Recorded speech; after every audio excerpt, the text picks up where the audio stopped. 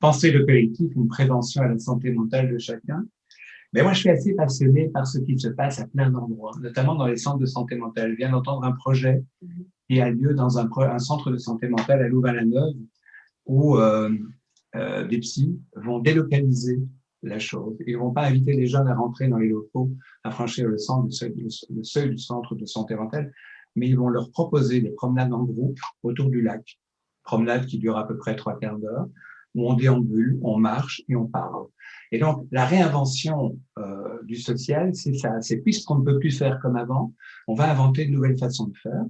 Et là, les psys belges sont d'une créativité. Enfin, j'en sais rien pour les autres, mais je suis en contact avec les psys belges, sont vraiment très créatifs. Cette idée de quelque part délocaliser la santé mentale dans l'espace public, c'est une manière de réinventer du social, c'est-à-dire de repenser le collectif. De repenser le collectif avec deux concepts qui ont toujours été extraordinairement importants, c'est que la promenade notamment est une errance sans importance. Vous savez très bien que quand vous voyagez, vous allez en Chine ou au Japon, vous allez voir le mur de Chine ou Hiroshima, enfin, vous allez voir des choses qui sont des lieux très nommés. Mais quand vous vous promenez sans importance dans la forêt, dans les bois, dans les champs, dans les parcs, ce sont des lieux qui ne sont pas nommés. Il y a toujours une haie, un petit chemin, un bosquet qui n'a pas de nom. Ce sont des lieux qui n'existent pas. Et on se promène dans des lieux qui n'existent pas. C'est le meilleur endroit pour réinventer le collectif, c'est-à-dire des endroits où on flotte, donc dans un esprit de créativité. Et une des choses qui est très, très importante, c'est que quand vous vivez quelque chose, le premier acte, le plus banal qui soit, c'est de constater que les autres le vivent aussi. Donc, vous arrivez à géolocaliser votre douleur dans la parole à l'autre.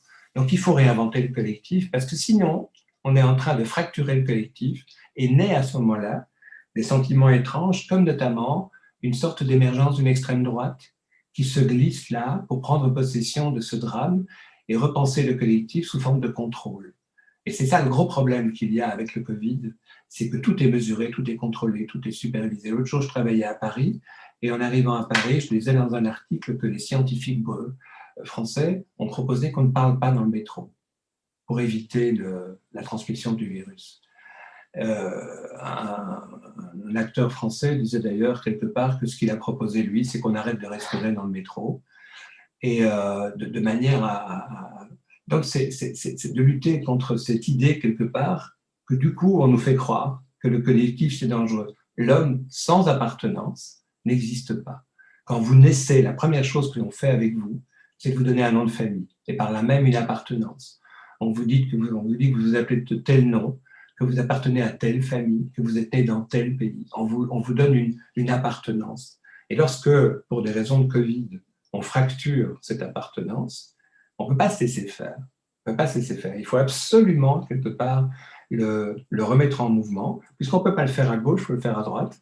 Et je vous dis, il y a plein de choses. Il y a des tables de conversation qui se font sur les bancs publics à Bruxelles. Il y a comment dirais-je, des expositions dans la rue qui se font à Liège, où les gens vont de vitrines de magasins fermés en vitrines de restaurants fermés pour voir des photos, pour voir des œuvres d'art produites par des gens qui ne peuvent plus exercer leur art dans l'espace habituel. Alors on a réinventé des lieux d'exposition comme des devantures de restaurants, et par groupe, en parlant, et on va voir une exposition improbable dans les rues de Liège, de restaurants fermés en restaurants fermés, c'est-à-dire chaque fois de faire ce que la démocratie a comme fondement premier, la désobéissance. La désobéissance, c'est l'acte fondateur de la démocratie. C'est que je peux très bien ne pas faire ce que l'on me demande de faire, et la société dans laquelle je vis va me punir si elle me surprend, mais elle ne peut pas me punir d'avoir désobéi. Parce que la désobéissance est structurellement le fondement d'une société comme la nôtre. C'est pas autre chose que cela, que de réinventer le droit à transgresser.